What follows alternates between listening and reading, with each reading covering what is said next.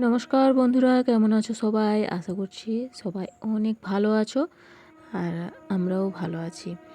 প্রতিদিনের মতো আজকে একটু নতুন ব্লগ নিয়ে আসলাম। তো দেখো, সকাল থেকে মেঘ মেঘ করছে আর মাঝে মধ্যে ঝিমঝিম বৃষ্টি হচ্ছে। আর পুরো শ্রাবণ মাস তো পুরো বৃষ্টিতে কাটলো। আর ভাদ্র মাসেও প্রথম থেকে দেখো বৃষ্টি শুরু। আর এইদিকে সকালবেলায় চাটা খেয়ে আমি রান্নাঘর পরিষ্কার করছি। এত তেল চিটা হয়ে গিয়েছিল রান্নাঘরটা, আর তেলের মশলার ডিবাগুলো তেল চিটচিট করছিল, সেই জন্য ভালো করে এগুলো সার্ফে ডুবিয়ে দিয়েছি। সব মশলাগুলোকে ঢেলে দিয়ে সার্ফে ডিবাগুলোকে ডুবিয়ে দিয়েছি। আর এদিকে তাকগুলোকে ভালো করে মুছে নিচ্ছি, এত তেল চিটা হয়ে গিয়েছিল। তারপরে উপরে তো হাত কুলোচ্ছিল না, দিয়ে এবার তুলে করে উঠে মুছলাম। আর এদিকে দেখো, আমি ডিবাগুলোকে ভালো করে ধুয়ে নিয়েছি, পরিষ্কার করে নিয়েছি। এগুলোকে ভালো করে উপর করে জলটা যাতে ঝরে যায় রেখে দিচ্ছি।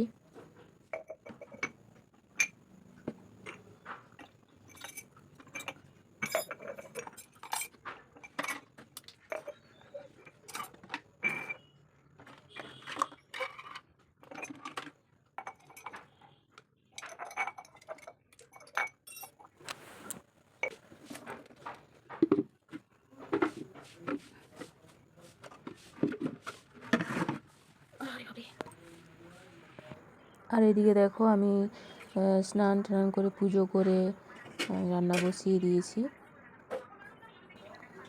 ভাতটা বসিয়ে দিয়েছি। আর হাঁড়িতে চাল তুলে নিচ্ছি।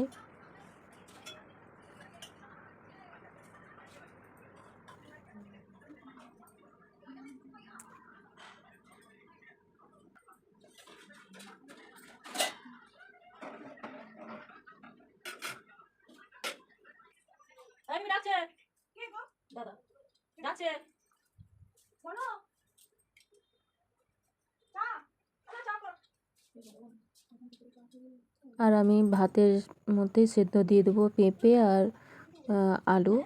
সেজন্য পেঁপেটাকে ছিলে নিচ্ছি। আর এদিকে বাবা বলল চা করতে, চাটা করব।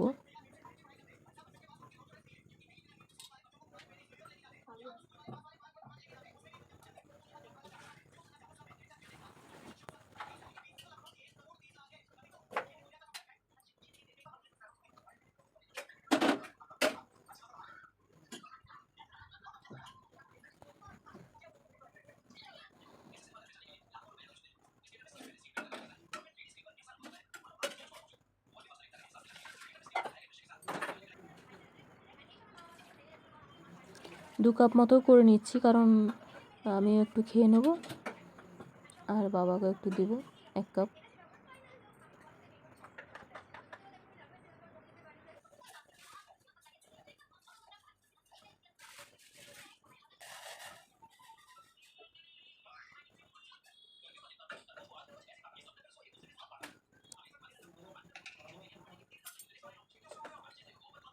হ্যাঁ হ্যাঁ করছি।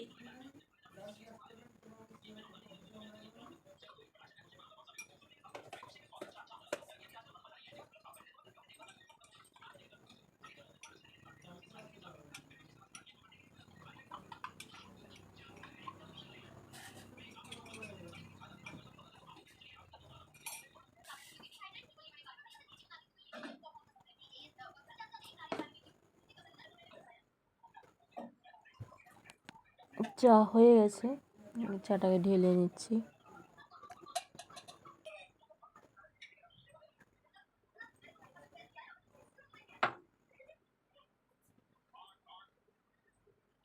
বাবাকে চাটা দিয়ে দিলাম।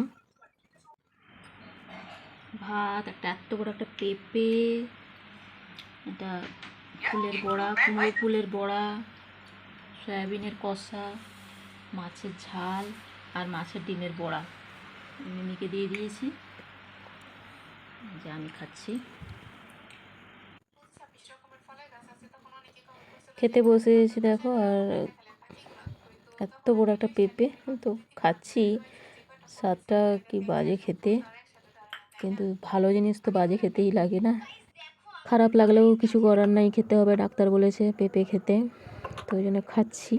আর দিকে দেখো মশলার মশলাগুলো ঢেলে গুছিয়ে নিচ্ছি সব। অনেক নোংরা ছিল, মানে কী বলবো, আর সবগুলো পরিষ্কার করে গুছিয়ে নিলাম। এখন বেশ রান্নাঘরটা ভালো লাগছে দেখতে।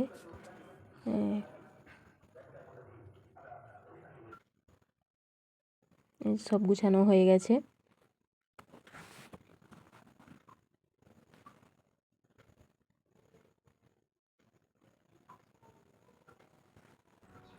আর এদিকে দেখো একটা বড় কাজ করছি, মানে এটা প্রতি বছরে 2-3 বার করতে হয়, না হলেই বাস রাগ হয়ে যাবে না করলে। এটা বানাচ্ছি আমি তালের ফুলারু, আমরা তালের ফুলারু বলি আর তালের বড়াও বলি, অনেক জায়গায় অনেকে অনেক নাম দেয়।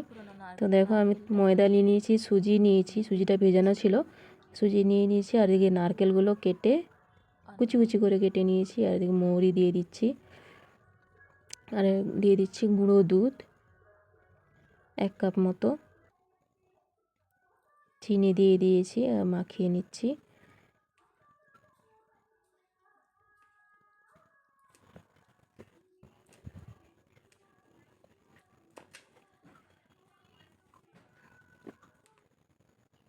আর দিয়ে দিচ্ছি তাল, যেটা মেন জিনিস, তাল বছরে স্বাদ বলে।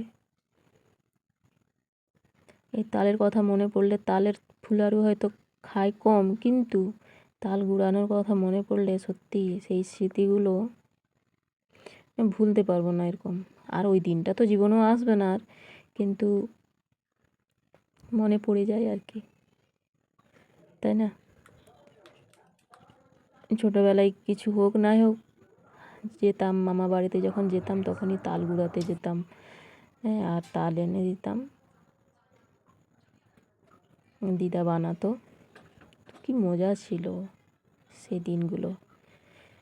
তো দেখো আমার তেলটা গরম হয়ে গেছে, এদিকে তালটাও মাখানো হয়ে গেছে, তেলটা গরম হয়ে যেতে আমি দিয়ে দিচ্ছি।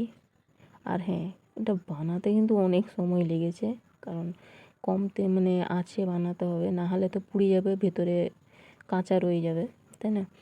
সেই জন্য একদম হালকা আঁচে কড়াইতে দিয়ে দিচ্ছি। এটা জানো তো মানে কতটা সময় লেগেছে আমার, যে মানে কি বলবো আর, মানে 2-3 ঘন্টা মনে হয়। কারণ 8টার থেকে আমি একটু কাজে ছিলাম, দিয়ে এসে বানাতে 8টা বেজে, 8টার থেকে শুরু করেছি, 8টার থেকে প্রায় 10টা 10:30 পর্যন্ত বানাতে, এই আস্তে আস্তে করে বানাচ্ছি, মানে কম আছে, মানে হচ্ছে তো সেই জন্য। আর না বানালেও নয়, কারণ এখনই ফোন চলে আসবে, বলবে বৌমা, মানে আমার শাশুড়ি মার ফোন আসবে, বৌমা তুমি তাহলে একটু বড়া করে দিলে না, আমার ছেলে খেত। তো যাই হোক বানিয়ে দিলাম, আর সবাই একটু বছরের স্বাদ, তাই না?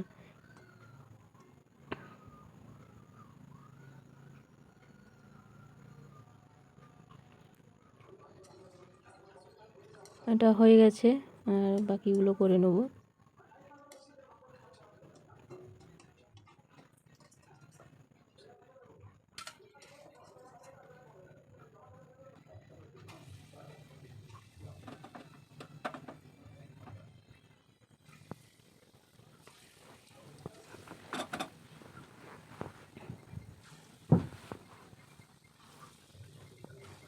বাকিগুলো কড়াইতে দিয়ে দিচ্ছি।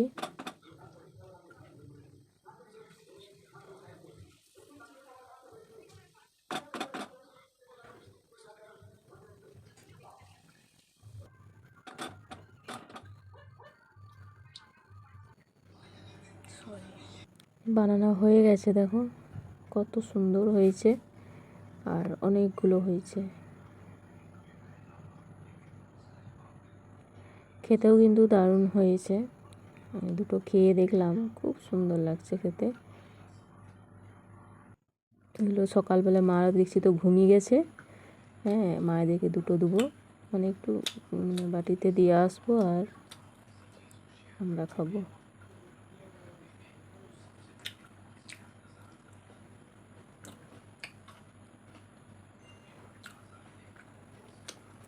দারুণ দারুণ লাগছে। তো বন্ধুরা, আজকের মতো এই পর্যন্তই। দেখা হবে আবার পরের ভিডিওতে। ভালো থাকবে, সুস্থ থাকবে। আজকের মতো টাটা।